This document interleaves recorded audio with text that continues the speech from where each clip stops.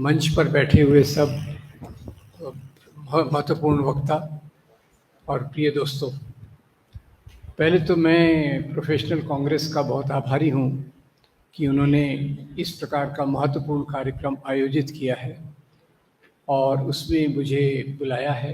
इसके लिए आपका बहुत बहुत धन्यवाद। साथ ही साथ इतनी उदारता से आपने मेरे काम को सराहा है, उसके लिए भी धन्यवाद।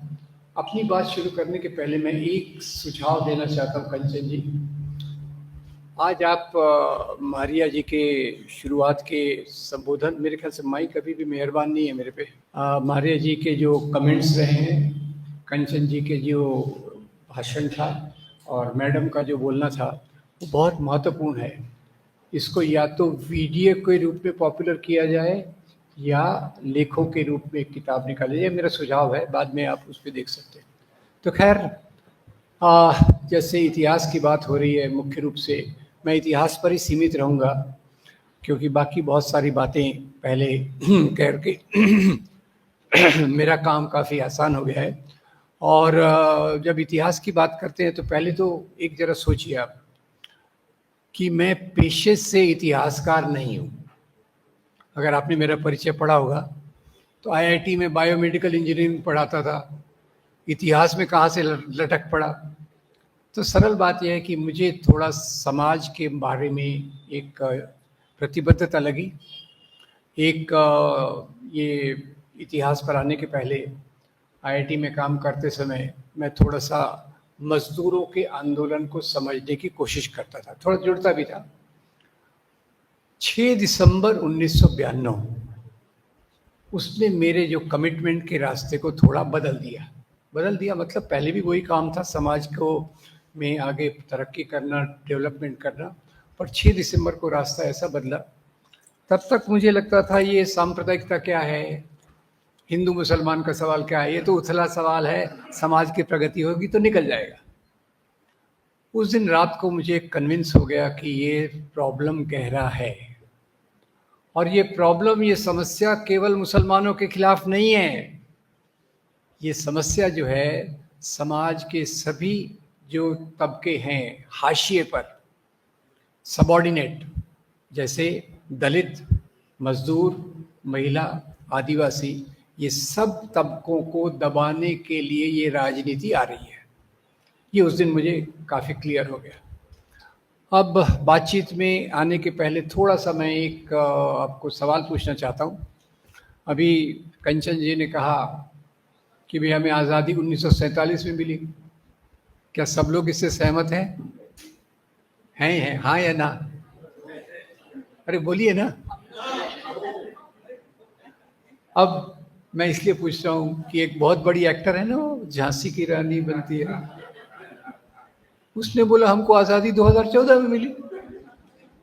फिर एक दूसरा बड़ा एक्टर आया, वो बोले हमको आज़ादी मिली जब राम मंदिर बना।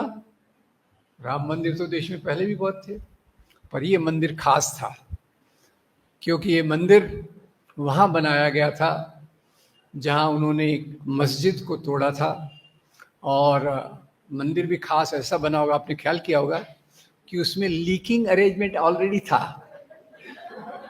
नहीं, ऐसा है कि भाई प्लास्टिक की प्लास्टिक की बकेट्स बनाते हैं, उनका भी काम चले और हमारा भी काम चले, ये उसमें पहले से था। खैर, अब ये जो 2014 की आज़ादी को मानने वाले लोग हैं, 2022 की आज़ादी को मानने वाले लोग हैं, तो मुझे लगता है ये सब जो चीज़ें चालू हुई, जैसे मैंने 6 दिसंबर को लाया, 2014 को लाया, 2022 को लाया, इसके पीछे सबसे बड़ा जो हथियार काम कर रहा है वह है सामाजिक चेतना।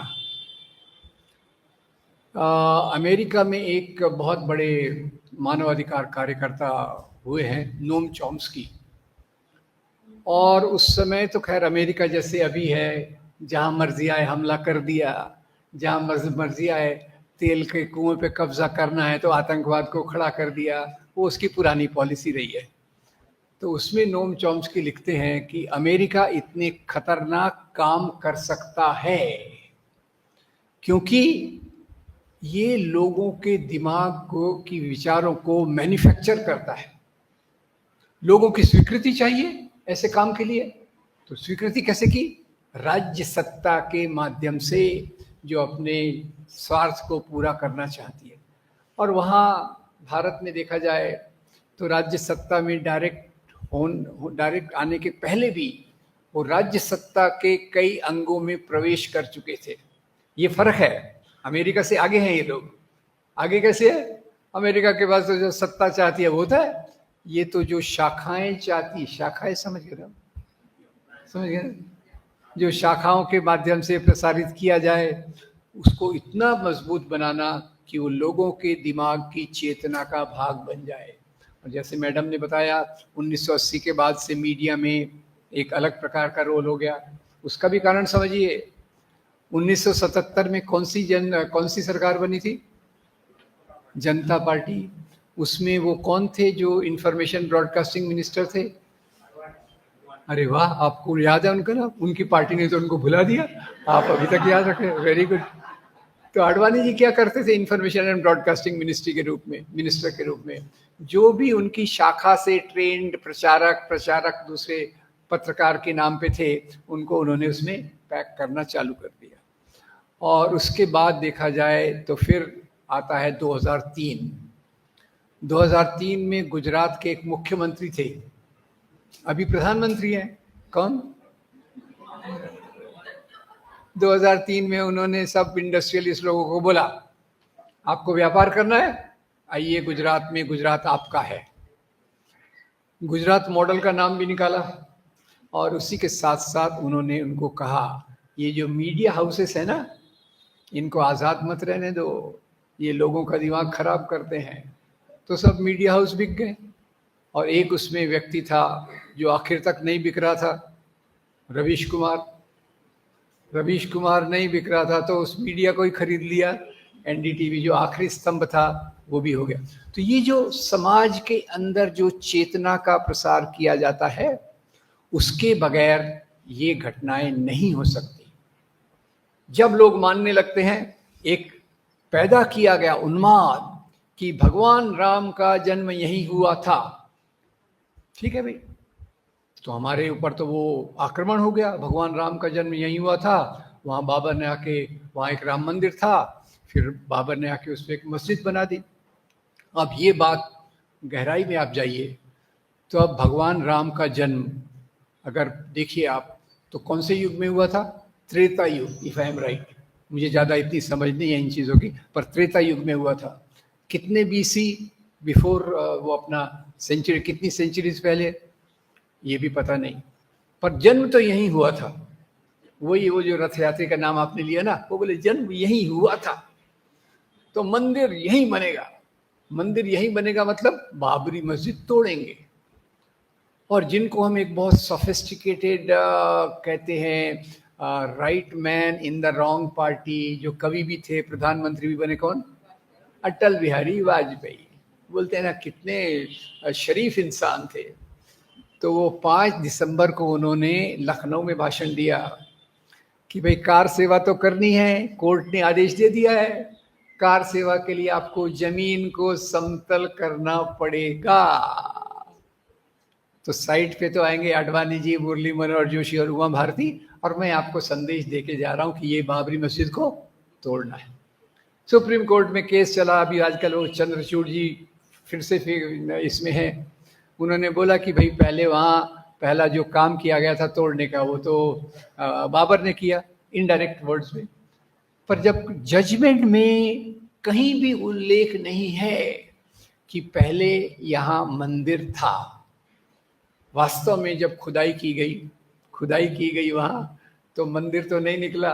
एक जैन विद्वान बोलते हैं वहाँ जैन मंदिर निकला, बुद्ध के स्कॉलर बोलते हैं कि वहाँ बुद्ध मंदिर के अवशेष मिले। खैर जो भी हो, पर वो दूसरी बात ये आई कि अब इतिहास में ये पॉपुलर क्या किया गया, इसको जो सच्चाई है एक तरफ है, लोकप्रिय क्या बनाया गया कि वहाँ भगवान राम का जन्म हुआ था और वहाँ एक भगवान राम का मंदिर था। अब ये भगवान राम का जन्म हुआ था, इसके बारे में एक मज़ेदार बात मैं आपको थोड़े सजेशन के साथ देता हूँ। हमारे एक महान मित्र हैं जो डॉक्यूमेंट्री फिल्मों के लिए बहुत मशहूर हैं, आनंद पटवर्धन। उनकी एक फिल्म अगर आपने नहीं देखी तो देखिएगा, उसका नाम है राम के नाम। राम के नाम फिल्म में शुरू में ही आनंद जी अपनी तकलीफ बताते हैं कि भाई मैं इसको डॉक्यूमेंट कर रहा था, मैं अयोध्या गया, अयोध्या में गया तो मैंने कहा काम आसान है, राम मंदिर जाऊंगा, पूछ लूंगा भाई क्या क्या है। पर अयोध्या में जाके उनका पहला टेंशन, पहली तकलीफ क्या हुई, अयोध्या में एक नहीं 50 राम मंदिर है, मोर द मेरियर। अब 50 राम मंदिर है तो ये गए पुजारियों के पास, पूछने लगे पुजारी जी आपका मंदिर किस बात के लिए प्रसिद्ध है। अब हर एक पुजारी का एक ही जवाब, क्या, भगवान राम का जन्म मेरे ही मंदिर में हुआ था। अब ये बात तो मैं मानता हूं कण कण में भगवान है, पर क्या भगवान एक से ज्यादा जगह पर जन्म ले सकते हैं, वो मुझे अभी तक पता नहीं चला। तो खैर ये भगवान राम की कहानी। और लगे हाथ एक छोटी सी मजाक की बात बता दूं, अभी कहा जा रहा था रामायण का एक वर्जन नहीं है, एक मैनी रामायण नाम की किताब है, उसमें बताते हैं जो रामानुजम का एसे इस पे था उसको दिल्ली की यूनिवर्सिटी से निकाल दिया गया था, क्योंकि इसमें यही है कि रामायण के अलग अलग प्रकार हैं वगैरह वगैरह।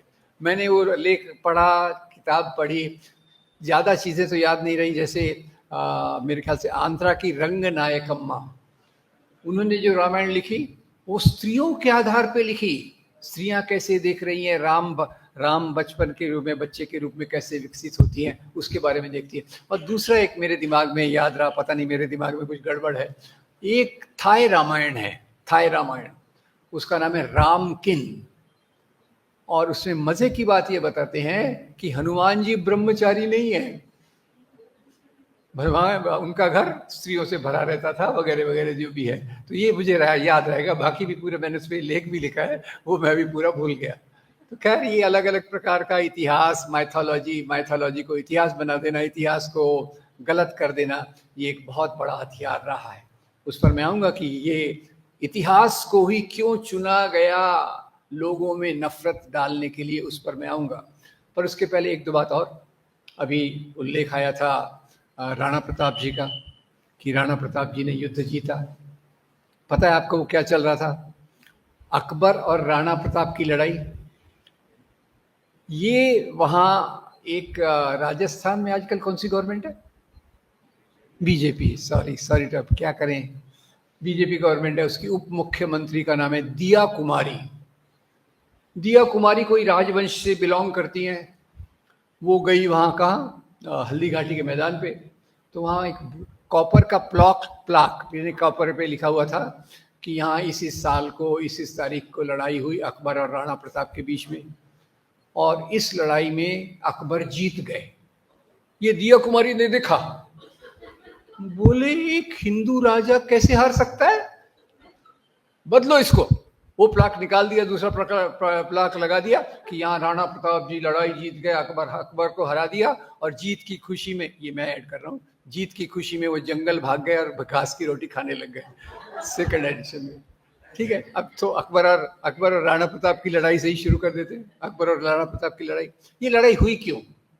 ऐसा था कि अकबर कह रहे थे इस्लाम महान है, राणा प्रताप कह रहे थे नहीं हिंदू धर्म महान है, और हम लड़के डिसाइड कर लेंगे। गलत। ये मुद्दा मनसबदारी का था। जैसे आज की फौज में होता है ना, वो लेफ्टिनेंट होता है कुछ, फिर मेजर होता है, फिर लेफ्टिनेंट कर्नल वगैरह वगैरह ऊपर तक जाते हैं। उस समय मनसबदारी होती थी, महाराजा है, उसके नीचे में 1 हजारी, 2 हजारी, 5 हजारी, 10 हजारी, और उसके ऊपर राजा, ऐसे रफली था। तो अकबर अपने राज्य का विस्तार कर रहे थे। राणा प्रताप को उन्होंने कहा कि भाई मैं तुम्हारे ओहदे के हिसाब से तुमको 5 हजारी का दर्जा देता हूं। राणा प्रताप ने कहा मेरा ओहदा तो बड़ा है, 5 हजारी पे मैं मानने वाला नहीं हूं। तो अकबर के दरबार के एक नवरत्न जो उनका फाइनेंस डिपार्टमेंट देखते थे, किसी को नाम याद है उनका? टोडरमल पर फिर से मैं आऊंगा। टोडरमल उनके अकबर के सलाहकार, उन्होंने बोला ये इसको राणा प्रताप को 5 हजारी से ऊपर मत दो, ये ज्यादा मांग रहा है। लड़ाई हो गई। राजाओं को लड़ने में क्या लगता है, उनका कुछ छोड़ ही जाता है। ये लड़ाई हुई हल्दी घाटी के मैदान में। अब इसका मुख्य भाग सुनिए। हल्दी घाटी के मैदान में अकबर खुद नहीं आए, छुट्टी पे थे, छुट्टी की एप्लीकेशन डाली थी, जरूरत नहीं रही। अकबर नहीं थे तो सेना का नेतृत्व कौन कर रहा था? सेना का नेतृत्व कर रहा था राजा मान सिंह। राजा मान सिंह कौन? अकबर के कमांडर इन चीफ, प्रमुख सेनापति, ये उनके कमांडर इन चीफ। तो अकबर के उनके अंडर में बहुत सारे राजपूत सिपाही, मुस्लिम सिपाही। तो अकबर की फौज का पहले मैं जवाब दे दीजिए, अकबर की फौज में केवल मुसलमान है या हिंदू मुसलमान दोनों हैं? दोनों हैं। अब राणा प्रताप जी पे आता हूँ। राणा प्रताप जी कौन से घोड़े पे बैठते थे? चेतक। उसके नाम पे बजाज ने स्कूटर भी चलाया था, निकाला था, जो हम बहुत दिनों तक चलाते रहे। ठीक है। अब ये राणा प्रताप जी आए, खुद सेना का नेतृत्व कर रहे थे और उनके दो बड़े सेनापति थे। एक का नाम राम सिंह और दूसरे का नाम हकीम खान सूर। हकीम खान सूर के अंडर में 1000 पठान सिपाही थे। तो बताइए, राणा प्रताप की सेना में केवल हिंदू सिपाही थे या हिंदू मुसलमान दोनों थे? अकबर की सेना में हिंदू मुसलमान दोनों, राणा प्रताप की सेना में हिंदू मुसलमान दोनों। तो ये हिंदू मुसलमान की लड़ाई है या दो राजाओं की लड़ाई है? ये लड़ाई धर्म के लिए है कि सत्ता के लिए है? और आज हम खून उबालते हैं, अरे हिंदू राजा कैसे हार गया, बदलो प्लाक को बदलो। अब ये एक बात हुई। अब इसी प्रकार से आपको दूसरा बताता हूँ कि अभी हमारे महाराष्ट्र में छावा नाम की फिल्म बहुत चली, पर उसका एक और परिणाम भी हुआ। बाद में उसका नाम कोई नहीं ले रहा। क्यों? क्योंकि औरंगजेब के जब इतिहास में डीप में गए तो बहुत सारी बातें पता चली कि वो जो संभाजी महाराज थे, पहले 2 साल तक वो औरंगजेब की फौज में रह चुके थे, औरंगजेब के सहायक के रूप में। ये बात सामने आई। दूसरी ये बात सामने आई कि औरंगजेब के दरबार में भी ऑफिसर थे और उसमें से 33% बड़े अधिकारी ये हिंदू राजा थे। उसमें एक हिंदू राजा हमारे महाराष्ट्र के छत्रपति शिवाजी महाराज को से लड़ने आया था, उसका नाम था राजा जय सिंह। औरंगजेब के दरबार के दूसरे साथियों का नाम, उनके साथियों का नाम बता दूं तो राजा जय सिंह, जसवंत सिंह और राजा रघुनाथ बहादुर। ये आपको पता नहीं होगा पर जानकारी दे देता हूँ। राजा रघुनाथ बहादुर ये टोडरमल के वंशज थे। और टोडरमल क्या करते थे अकबर के दरबार में? टोडरमल अकबर के दरबार में वही काम करते थे जो आज मोदी सरकार में निर्मला सीतारमण करती है। Thank you very much. अब राजा रघुनाथ बहादुर इधर और औरंगजेब अपने राज्य का विस्तार कर रहा था। और ख्याल कीजिए, संभाजी को जो पकड़ के लाया उसका नाम था राठौड़, एक राजपूत राजा थे। और इसीलिए ये सब चीजें हुई। फिर औरंगजेब का तो खैर नाम लेने से ही लोग मुझे रिजेक्ट कर देते हैं, अरे औरंगजेब के बारे में बोल रहा है, ये मेरे बारे में बहुत उसमें फैलाया जाता है। मैं केवल सच्चाई बताना चाहता हूँ। औरंगजेब के बारे में कहा जाता है, अभी वो इसका ये थी ना, अभी आरएसएस के सरसंघ चालक मोहन भागवत, उन्होंने कहा भाई ठीक है, हमने राम मंदिर के आंदोलन में भाग लिया पर मथुरा काशी भी हमको चाहिए, क्योंकि ये भी तोड़े गए थे। अब मंदिर तोड़ना मुसलमान राजाओं का काम था, ऐसा वो बोलते हैं। वो यहाँ आए इसीलिए थे कि यहाँ लोगों का धर्मांतरण करें और मंदिरों को तोड़े।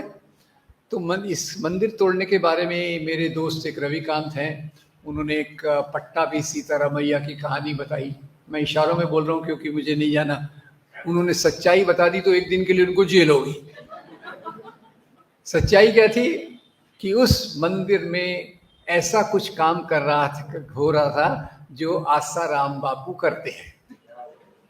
ठीक है, तो मैं आगे नहीं जाता, नहीं तो मेरे पे भी मुसीबत आ जाएगी। अब ये जब बात हुई तो औरंगजेब ने मंदिर तोड़े। अभी 2 बेहतरीन रिसर्च आए हैं, एक ऑड्रे ट्रस्के का एक्सेलेंट रिसर्च और दूसरा एक रिचर्ड ईटन का। वो बताते हैं कि राजा औरंगजेब ने करीब 10 मंदिर तोड़े, वेरी बैड, पर उसने 50 से ऊपर मंदिरों को दान दिया। अब आप क्या करेंगे? ये चुन के बताएंगे कि उसने ये मंदिर तोड़ा, ये नहीं बताएंगे कि उसने कामाख्या देवी के मंदिर को दान दिया, महाकाल के मंदिर को दान दिया, वृंदावन के मंदिर को दान दिया। इसे कहते हैं चुनिंदा इतिहास, सेलेक्टिव हिस्टोरियोग्राफी। इतिहास में आपको जो सूटेबल लग रहा है वो पिकअप कर लो, बाकी भुला दो। तो सब गलत गलत चीज़ों को उन्होंने ले लिया। और औरंगजेब ने एक्चुअली वास्तव में जो लड़ाइयाँ भी लड़ी वो राज्य विस्तार के लिए लड़ी। अभी अभी एक सबसे लेटेस्ट चीज़ जो आई थी, क्या अकबर को ग्रेट कहा जाता है अभी तक, ये नहीं, मैं मुझे याद है अपने वो जो नोबेल प्राइज विक्टर कौन थे, अमर्त्य सेन। अमर्त्य सेन ने कहा भारत में होने वाले राजाओं में दो सबसे महान राजा थे, सम्राट अशोक और अकबर। क्यों कहा? मेनली उनकी धर्म की नीतियों के लिए। उस पर मैं जरूरत पड़ी तो आऊंगा। धर्म की नीतियों के लिए उसको वो कहते हैं। पर अब ये औरंगजेब महान है, इस बात को तो निकालना जरूरी है। इसलिए अभी नया एक शगुफा छोड़ा गया। अरे अकबर बड़ा क्रूर था, चित्तौड़ पे उसने आक्रमण किया, 30,000 लोगों को मरवाया, बड़ा क्रूर था। तो मैं एक जरा पूछना चाहता हूं, कौन सा राजा क्रूर नहीं होता? राजा को दिखाने के लिए हम उसके हाथ में क्या दिखाते हैं, गुलाब का फूल या तलवार? वो तलवार सब्जी काटने के लिए रहती है कि दुश्मन को मारने के लिए रहती है? अब ये जो अकबर को फिर से किया जा रहा है, तो हर एक राजा करता था। अब अशोक ने कलिंगा की लड़ाई में कितने लोगों को मरवाया था? वो राज्य के लिए, राज्य विस्तार करना, दूसरे क्षेत्रों में लूटमार करना और अपने क्षेत्र में किसानों से लगान वसूल करना, ये हर एक राजा का काम था। उसमें धर्म कहीं आड़े नहीं आता था। मैं एक हिंदू राजा हूं, जो कभी नहीं होऊंगा। मैं एक हिंदू राजा हूं, क्या मैं हिंदू प्रजा को कह दूंगा हिंदू हिंदू भाई भाई लगान माफ कर देता हूं मैं आपका? कभी नहीं। लगान सामंती समाज का एक सबसे बड़ा शोषण का तत्व था, जो हर एक राजा लगाते थे। और राजा दूसरे क्षेत्रों में जाकर लूटमार भी करते थे। अब जैसे महमूद गजनवी का थोड़ा ले लेते हैं, बड़ा इंटरेस्टिंग है। ये कहते हैं कि महमूद गजनवी ने लिखा कि मैं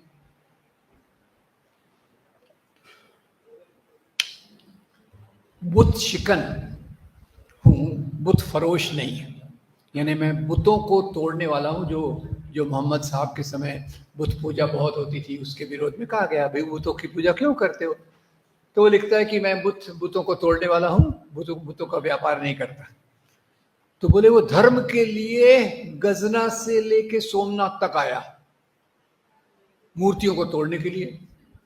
तो मैं थोड़ा सा अपना लॉजिक लगाया, महमूद गजनवी को सवाब कमाते ना मुसलमान लोग, हम लोग पुण्य कमाते, सवाब कमाने के लिए वो मैं मूर्तियों को तोड़ने जा रहा हूँ, गजना से लेके सोमनाथ तक। तो मुझे ये बताइए, अगर उसको मूर्तियों को ही तोड़ना था तो रास्ते में दूसरी मूर्तियां नहीं थी क्या? ये 2-3 हजार का रास्ता, रास्ते में तो सैकड़ों मंदिर होंगे। और सैकड़ों मंदिर क्या, बामियान के गौतम बुद्ध की मूर्तियां उसके पड़ोस में ही थी, उसको उसने नहीं छोड़ा। उसने ऐसा सोचा क्या, ये मूर्तियों को तालिबान के बेवकूफों के लिए छोड़ दो, मैं अपना काम। असली बात क्या थी? असली बात थी सोमनाथ में उस समय 150 करोड़ के बराबर की संपत्ति थी। मुंह में पानी आया?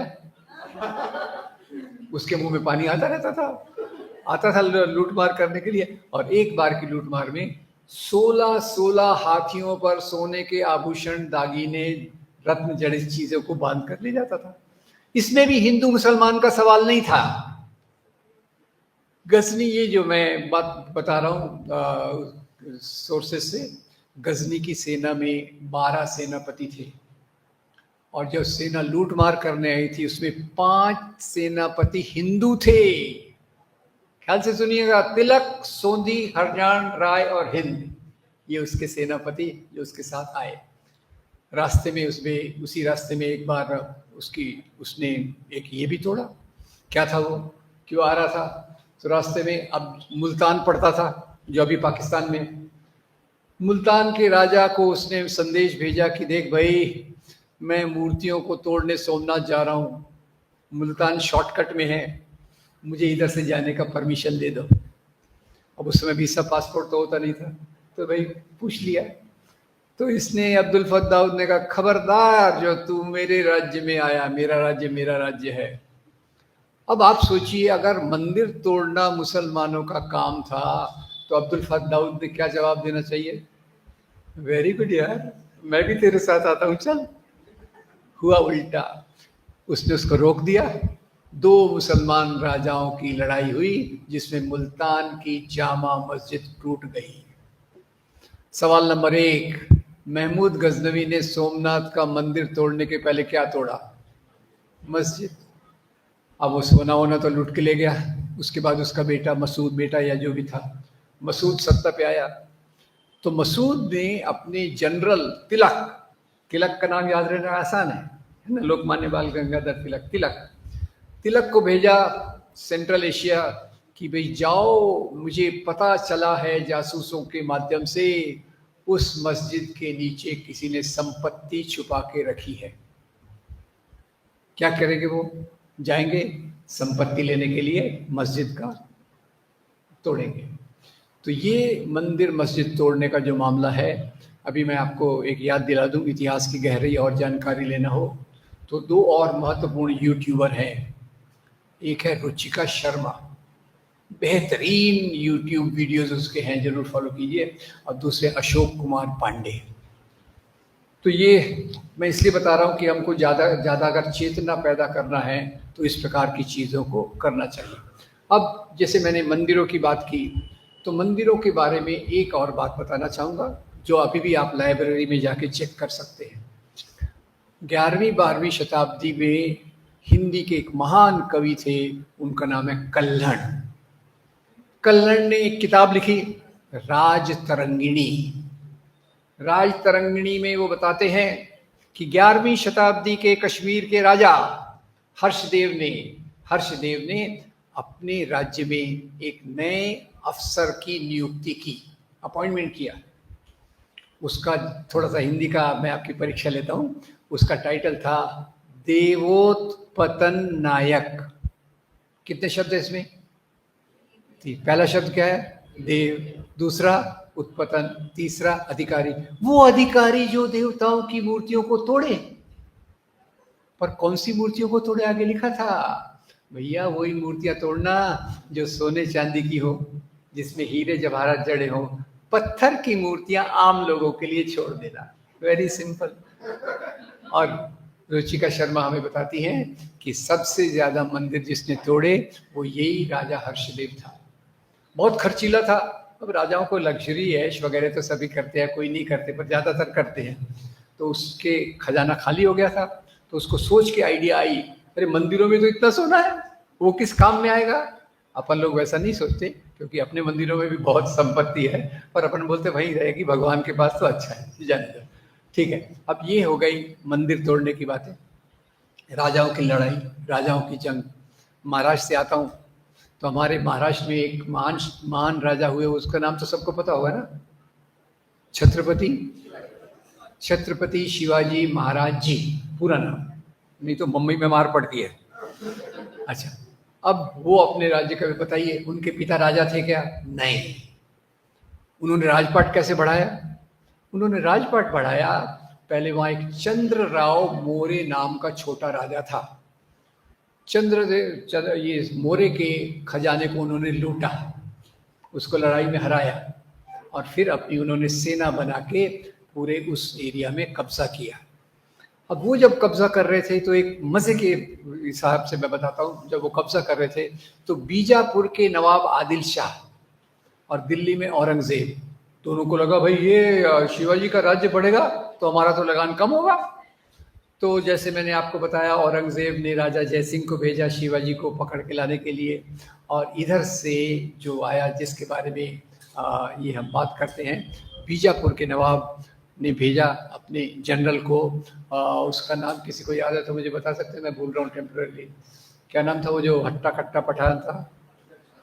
हाँ, अफजल खान। सॉरी, एज बढ़ रही है।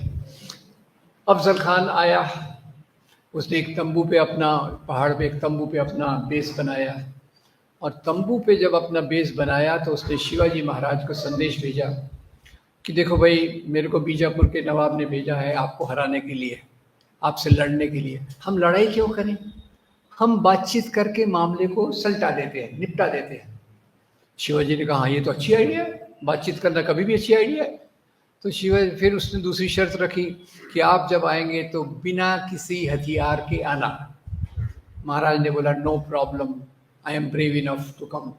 जाने लगे तो उनके एक बॉडीगार्ड जासूस ने उनको रोका। बोले महाराज कहाँ जा रहे हैं? बोले मैं अफजल खान को मिलने जा रहा हूँ। बोले आपकी तलवार कहाँ है? बोले हमारे बीच में समझौता है कि जब हम मिलेंगे हमारे पास कोई हथियार नहीं होगा। जासूस टेंशन में बोले महाराज नीचे उतरो। महाराज नीचे उतरे। बोले महाराज ये बताओ आपकी हाइट कितनी है? महाराज ने बोला होगा 5 फुट 6 इंच वगैरह वगैरह। बोले अफजल खान की हाइट कितनी है? 6 फुट से कम या 6 फुट से ज्यादा? 6 फुट से ज्यादा। आपका बॉडी साइज क्या है? हर एक का बॉडी साइज होता है, मेरा भी आपको दिख रहा है। आपका बॉडी साइज क्या है? या फिर उसको दूसरे भाग में रखेंगे कि अगर मान लो आज अफजल खान भी हैं और शिवाजी भी हैं और अपने को उनको गिफ्ट देना है रेडीमेड शर्ट, तो शिवाजी महाराज को कौन से साइज का शर्ट देंगे? मीडियम दे दिया। अफजल खान को कौन सा शर्ट देंगे? XXX से बड़ा मिला तो शुक्रिया, नहीं तो XXX। बोले महाराज वो हाइट में आपसे ज्यादा, साइज में आपसे ज्यादा हो तो गला दबा के आपका मर्डर कर सकता है। भोले मत बनो, ये गुप्त हथियार साथ में लेकर जाओ। क्या बोलते हैं इसको? वाघ नख। शिवाजी महाराज गए, अफजल खान ने सीधा उनका गला पकड़ा।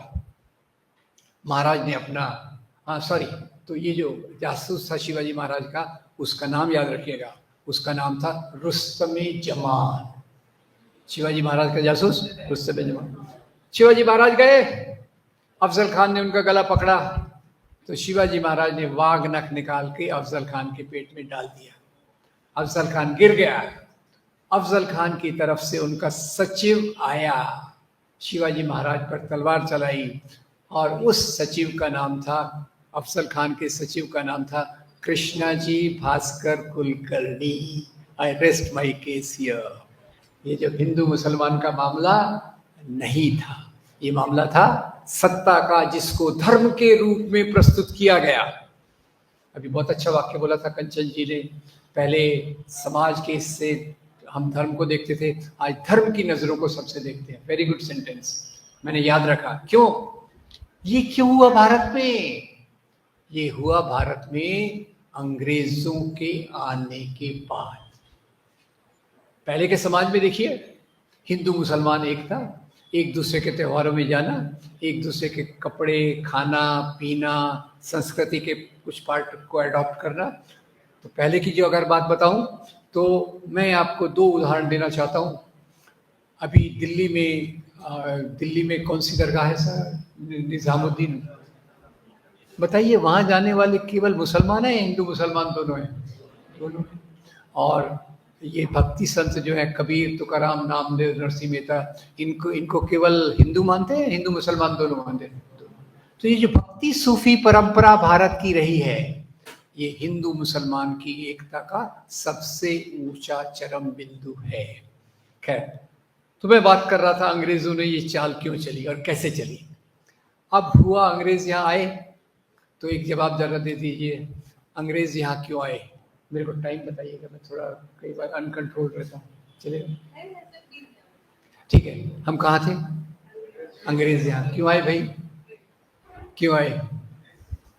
सैर करने? नहीं, क्या? व्यापार करने। व्यापार करके रुक गए क्या? नहीं। क्या किया फिर? यहाँ शासन किया। शासन करने के बाद क्या किया? लूट मार करके ले गए।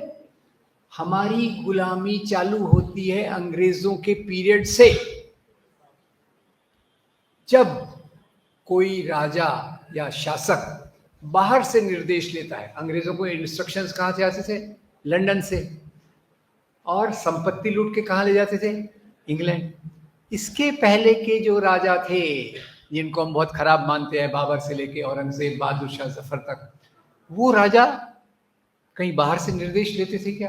काबुल, कांधार, मक्का, मदीना, यहां से संपत्ति लूट के बाहर ले जाते थे? नहीं। याद रखिए, भारत की गुलामी, क्योंकि अपने प्रधानमंत्री बोलते हैं 1000 साल की गुलामी के बाद हम आजाद हुए हैं। वो तो पिछले 70 साल को भी आजादी का पीरियड नहीं मानते, जब से वो आए तभी से आजादी मिली।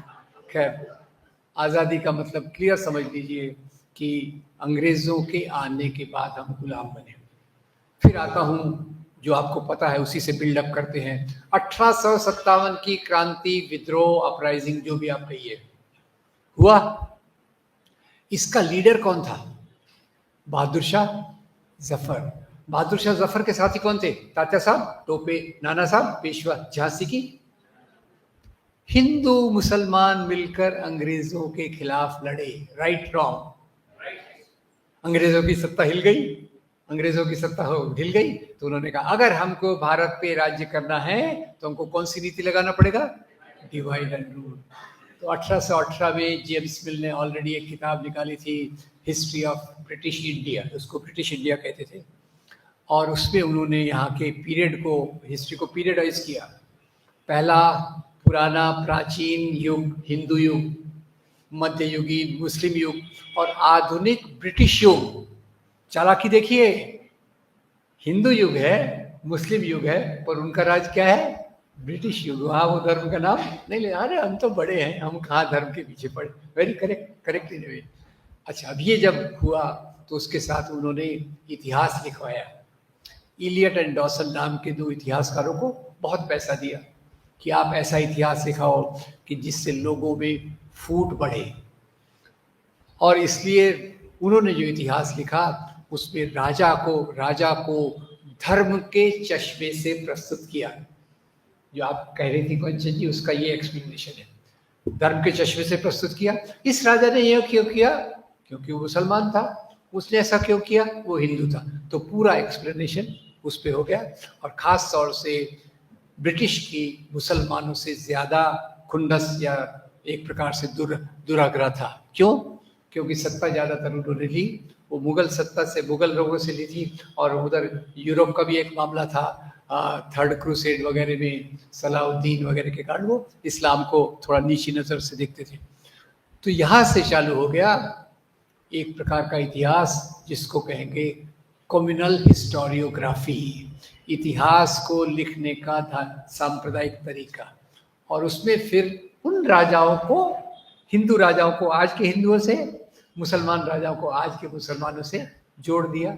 और उसमें ये देखने लग गए कि कौन कितना, जो आज के समाज में नफरत फैलाना है, नफरत फैलाने का सिलसिला वहीं से चालू होता है। तो एक तरफ ब्रिटिश इस प्रकार का इतिहास लाते हैं, कम्युनल हिस्टोरियोग्राफी, और दूसरी तरफ देखिए आज़ादी के आंदोलन के नेता गांधी और नेहरू, वो किस प्रकार का इतिहास लाते हैं। गांधी हिंद स्वराज में लिखते हैं, मुसलमान राजाओं के राज्य में हिंदू प्रजा चैन से रहती थी, हिंदू राजाओं के राज्य में मुसलमान राजा चैन से लिखती है। कौन लिख रहा है? कोई इतिहासकार नहीं है, वो सबसे बड़े राष्ट्रवादी हैं जिन्होंने हमको आज़ादी दिलाई। नेहरू इसका दूसरा पक्ष लेते हैं। नेहरू का एक बहुत महान किताब है डिस्कवरी ऑफ इंडिया। अब आपको मैं कहूँगा कि वो पढ़ो तो आप पे अत्याचार होगा। 800 पेज की किताब पढ़ना मुश्किल होगा, तो कोई बात नहीं, डोंट वरी। वो जवाहरलाल नेहरू की डिस्कवरी ऑफ इंडिया आपके जेब में है। श्याम बेनेगल ने उसमें एक सीरियल बनाया, भारत की खोज। खैर, जवाहरलाल नेहरू ने एक शब्द को पॉपुलराइज किया, वो शब्द था गंगा जमनी तहजीब। आपने नेहरू जी की जैकेट पे देखी होगी, पहली बार उन्होंने पहना था, बाद में मोदी जी ने उसको कॉपी करके मोदी जैकेट कहलवाया, पर पहले हम उसको नेहरू जैकेट ही कहते थे। कपड़े, स्त्रियों के कपड़े, पुरुषों के कपड़े, ये सब, और खाने पीने की चीज़ें। हैदराबाद आके तो मुझे बड़ा मज़ा आता है, लगता है हैदराबाद में कुछ दिन रहूँगा तो वेट बढ़ जाएगा, उम्मीद रहती है। क्योंकि अभी भी मैं आ रहा था तो हमारे दोस्त ला रहे थे, मुझे पैराडाइज की बिरयानी वाला दिख गया, तो बिरयानी के बारे में बहुत दिन से सोच रहा हूँ, बिरयानी तो आई कहाँ से? तो पता चला बिरयानी आई थी ईरान से। ईरान में कहते बिरयान, और हमने उसमें मसाले और ये सब डाल के उसको बना दिया, ज़्यादा स्वादिष्ट बिरयानी बन गई। ये पूरा आप देखिए भारत की सभ्यता, संस्कृति, साहित्य, कला। आजकल तो उसमें ये कर रहे हैं, ये मत कीजिए, वो मत कीजिए, पर ये सब मिला जुला था, एक दूसरे से प्रेम, दोस्ती, प्रेम, मोहब्बत। ये मध्ययुगीन काल, राजा लड़ते थे सत्ता और धर्म के लिए, पर लोग एक दूसरे के जीवन का आनंद लेते थे, दोस्ती का आनंद लेते थे। यही बात जवाहरलाल नेहरू की किताब डिस्कवरी ऑफ इंडिया अंडरलाइन करती है। और मैं उम्मीद करता हूँ कि आप श्याम बेनेगल का वो सीरियल देखेंगे, दिखाएंगे, ताकि असली इतिहास की समझ आए। तो खैर, इस इतिहास का तो 3 वर्जन देख लीजिए। एक भारत के जो राष्ट्रवादी थे, उन्होंने इतिहास को कहा मिला जुला इतिहास है। और जवाहरलाल नेहरू का एक और सेंटेंस याद दिला दूं कि आज कहते हैं ना कि ये देश हिंदुओं का है, केवल हिंदुओं का है, तो नेहरू लिखते हैं भारत की सभ्यता से मैं बहुत प्रभावित हूं। क्यों? कि भारत एक पैलिम्सेट यानी एक स्लेट की तरह है, जिस पर एक के बाद एक लेयर, एक के बाद एक टेक्स्ट लिखी गई। पर खासियत क्या थी कि नई टेक्स्ट में नया जो लिखा गया उसने पुराने को मिटाया नहीं, और पुराना जो था वो नए से मिलता जुलता गया। तो इसलिए मैं भारत की सभ्यता के प्रति बहुत ये हूँ। तो ये है जवाहरलाल नेहरू, हमारे आदर्श पुरुष, जिन्होंने इतिहास को इस प्रकार से देखा। तो इसलिए आप देखेंगे आज़ादी के आंदोलन के दौरान हिंदू मुसलमान कितना कंधे से कंधा मिलाकर मिले, लड़े। ये भी एक बहुत गलत फहमी है कि भारत का पार्टीशन केवल मुसलमानों के कारण हुआ। मुसलमानों ने पाकिस्तान की मांग रखी, अंग्रेज़ों ने उसको मदद कर दी, और कांग्रेस तो वैसे भी बहुत कमज़ोर है, उसने हामी भर दी। ऐसा नहीं है। ये मामला ऐसा है कि आज़ादी के आंदोलन में सभी धर्मों के, सभी जातियों के स्त्री और पुरुष बराबरी से कंधे से कंधा मिलाकर लड़े। खैर, सांप्रदायिक ताकतों पर मैं ज़्यादा न जाकर ये बताना चाहूँगा। दूसरा जो फैलाया गया कि भाई इस्लाम, मुसलमान राजाओं का सबसे बड़ा क्राइम क्या था, सबसे बड़ा अपराध क्या था कि उन्होंने तलवार की जोर पर यहाँ इस्लाम फैलाया। मुसलमान राजा घोड़े पर बैठकर आए, एक हाथ में तलवार, एक हाथ में कुरान, लोगों को तलवार से डराया और कुरान एक्सेप्ट करने को बोला। ऐसा मैं एक कॉलेज में बोल रहा था कि लोग ऐसा बोलते हैं, तो 2-3 लड़के लड़कियां खड़े हो गए, बोले सर ये बताओ, अगर राजा के एक हाथ में तलवार है, एक हाथ में कुरान है, तो घोड़े की लगाम कौन संभालेगा? आई डोंट नो, ये मुझे पता नहीं।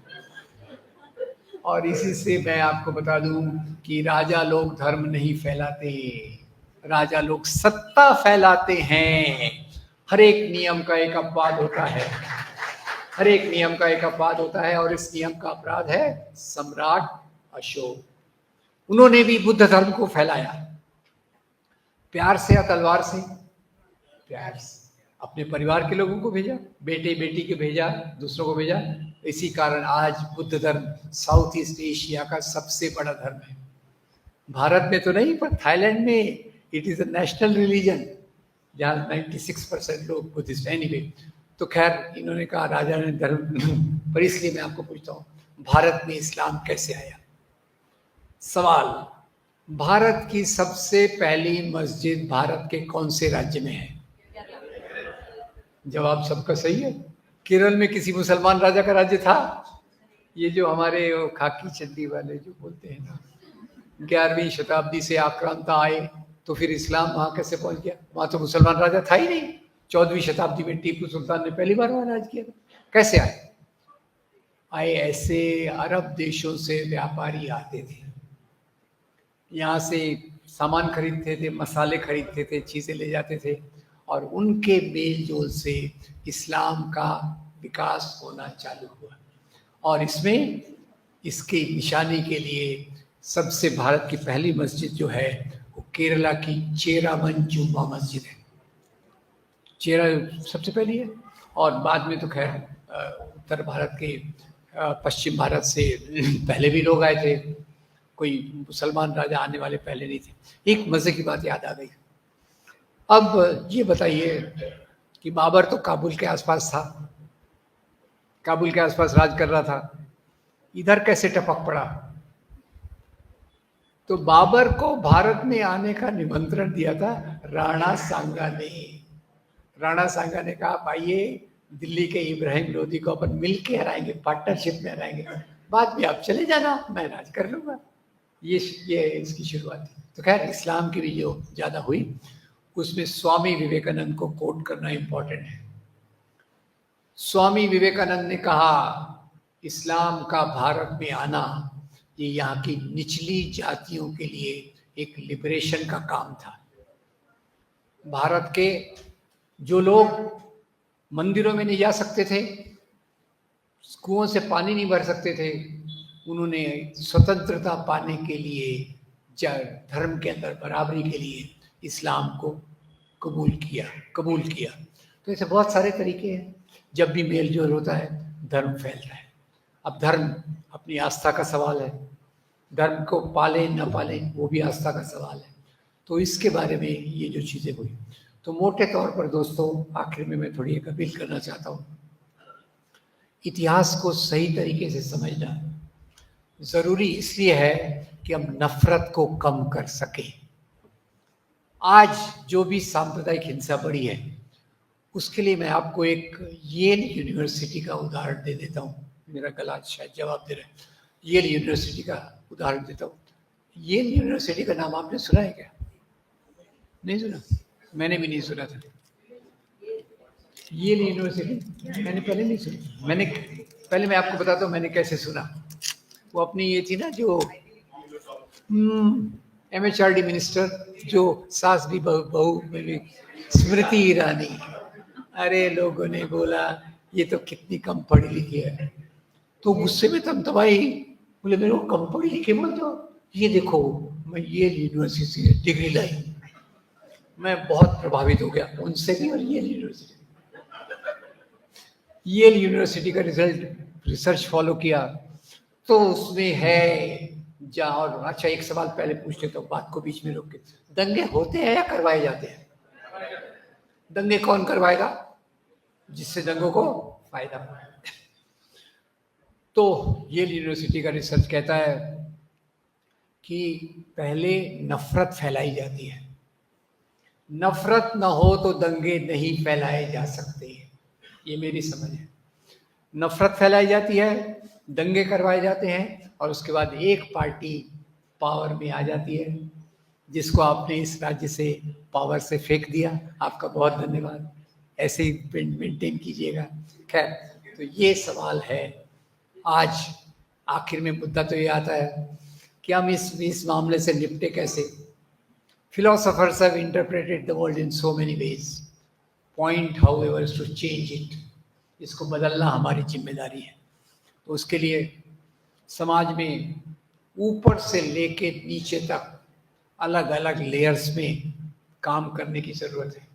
ग्राउंड लेवल पे मैं आपसे निवेदन करूँगा, टीचर्स, समाज के साथी इस प्रकार के मैसेज को समाज में ले जाएं कि मामला हिंदू मुसलमान का नहीं है, मामला मूल्यों का है। और कंचन जी ने आपको बताया हिंदू धर्म और हिंदुत्व एक ही नहीं है। हिंदुत्व जो है वो एक राजनीति है। ब्राह्मणवादी मूल्य और आर्य नस्ल, दक्षिण के लोग यह भी नोट कर ले, ये दो का मिलावट करके वो हिंदुत्व बनाते हैं और वो हिंदुत्व के आधार पे अपनी राजनीति चलाते हैं। तो हमको मुकाबला किसी धर्म से नहीं है। सभी धर्मों के नैतिक मूल्य हमें स्वीकार्य हैं। नैतिक मूल्य, हमारा झगड़ा जो है वो सामंती मूल्यों से है, जमींदारी मूल्यों से है। हमारा झगड़ा, सारांश में बताऊं तो एक तरफ मैं रखता हूं अम्बेडकर को, एक तरफ मैं रखता हूं एक व्यक्ति को जिसका नाम है के सुदर्शन। नाम सुना है? नहीं सुना? कोई बात नहीं, ऐसे नाम नहीं सुने तो भी चलता है। पर वो RSS के सरसंघ चालक थे। अम्बेडकर ने आज़ादी के आंदोलन के समांतर अपना आंदोलन चलाया समता के लिए, मनुस्मृति को जलाया। क्यों जलाया? का इस किताब में शूद्र और महिलाओं के गुलामी के कानून दिए हैं, ये कानून मुझे मंजूर, इसलिए मैं इस किताब को जला रहा हूँ। वही बाबा साहब बाद में जाकर भारतीय संविधान की ड्राफ्टिंग कमेटी के अध्यक्ष हुए। और भारतीय संविधान कह लेते हैं हमें स्वतंत्रता, समता, बंधुता और न्याय। इस तरफ, और इस तरफ मैं रख रहा हूँ के सुदर्शन। सन 2000 में RSS, समझ गए ना? RSS के सरसंघ चालक बने और उन्होंने बयान दिया कि भारतीय संविधान विदेशी मूल्यों पे बना है। अब ये मूल्य देशी विदेशी होते हैं कि पूरी मानवता के होते हैं? विज्ञान की खोज किसी एक देश की होती है, पूरी मानवता की? तो उन्होंने कहा इस संविधान को फेंकना चाहिए और एक ऐसा संविधान लाना चाहिए जो प्राचीन भारत के मूल्यों पर बना हो। मुद्दा यहां है, हमें संविधान के रास्ते पे चलना है और जो गैर बराबरी के मूल्य हैं उनके विरोध में संघर्ष करना है। और ये संघर्ष जमीनी लेवल पर नफरत को दूर करके, सच्चाई को पहुंचा के, सामाजिक धरातल पर जो भी संगठन काम कर रहे हैं अल्पसंख्यकों के लिए, दलितों के लिए, स्त्रियों के लिए, इनके बीच में मेल जोल होना चाहिए। मैं दलितों के लिए काम करूंगा, पर संविधान को बचाने के लिए आपके साथ कंधे से कंधा मिला के चलूंगा। तीसरा, राजनीतिक धरातल पर वही तो मैं सही कहूँगा, अगर देश को बचाना है तो आज एक ऐसा अलायंस चाहिए जो भारतीय संविधान को लेकर चलता है, जो भारतीय संविधान के मूल्यों को लेकर चलता है, केवल भारतीय संविधान को सिर पे लगा के नाटक नहीं करता। ये दो में फर्क समझ लीजिए। नाटक वालों को छोड़िए, सच्चाई वालों को पकड़िए, समाज को बेहतर बनाइए। Thank you very much.